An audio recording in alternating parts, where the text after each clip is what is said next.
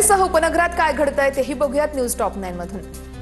मुंबईच्या वरळीमध्ये घरगुती आणि व्यावसायिक गॅस सिलेंडरची अवैध विक्री करणाऱ्या टोळीचा पर्दाफाश झालेला आहे। वरळी नाका या ठिकाणी सोरजी वल्लभदास चाळ या परिसरात शिधावाटप विभागानं मोठी कारवाई केली आहे। मुंबईमध्ये सीएसएमटी स्थानकाबाहेरील खाऊ गल्लीत व्यावसायिक गॅस सिलेंडरचा तुटवडा निर्माण झालाय। दुकानदारांना इलेक्ट्रिक शेगडीवरती जेवण करण्याची वेळ आली आहे। सरकार मूर्ख बनवतंय, आमच्या समस्यांकडे सरकार लक्ष देत नाहीये, दुकानदारांकडून खंत व्यक्त। आतापर्यंतच्या माहितीनुसार मिठी नदीच्या गाळ काढण्याच्या कामामध्ये 65 कोटींचा घोटाळा, आणखी तपास सुरू असल्याची मंत्री उदय सामंतांची विधानसभेत माहिती। मुंबई महापालिकेच्या मुदत ठेवी 10,000 कोटींनी घटल्या। पालिकेच्या मुदत ठेवी 2022 मधील 91,000 कोटी रुपयांवरून घटून 81,000 कोटी रुपयांपर्यंत आल्यात। उद्योगमंत्री उदय सामंत यांची विधानसभेत माहिती। मुंबईमध्ये 5 वर्षात बेस्टचे 100 बसमार्ग बंद। मुंबईकरांच्या बस प्रतीक्षेत पाऊण ते 1 तासानं वाढ।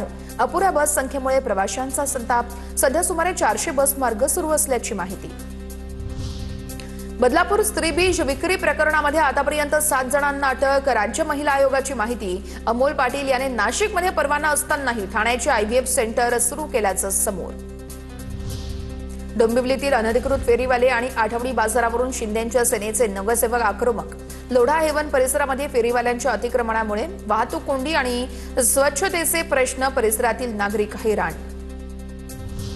येथील शाहरुख खानच्या मन्नत बंगल्याच्या विस्ताराला परवानगी। महाराष्ट्र किनारी क्षेत्र व्यवस्थापन प्राधिकरणाच्या बैठकीत निर्णय। हा बंगला देश विदेशातील लाखो चाहत्यांसाठी आकर्षणाचं केंद्र।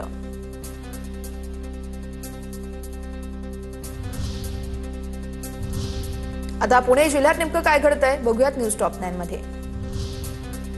सावित्रीबाई फुले पुणे विद्यापीठातील विद्यार्थ्यांच्या मेसवरती परिणाम। गॅस टंचाईमुळे परिणाम होत असल्याचा विद्यार्थी संघटनांचा आरोप। आज पुणे विद्यापीठात विद्यार्थ्यांचं आंदोलन तर एसएफआय निदर्शनं करणार असल्याची देखील माहिती।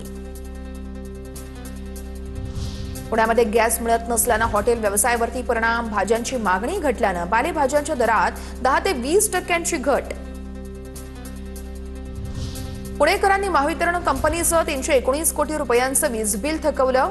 कंपनीकडून ग्राहकांना वीज बिल भरण्याचं आवाहन। आतापर्यंत 7,122 ग्राहकांचा वीज पुरवठा खंडित। पुण्यातील भोर पंचायत समिती इमारतीच्या पार्किंगच्या आवाराला कचरा आणि दारूच्या बाटल्यांनी वेढा।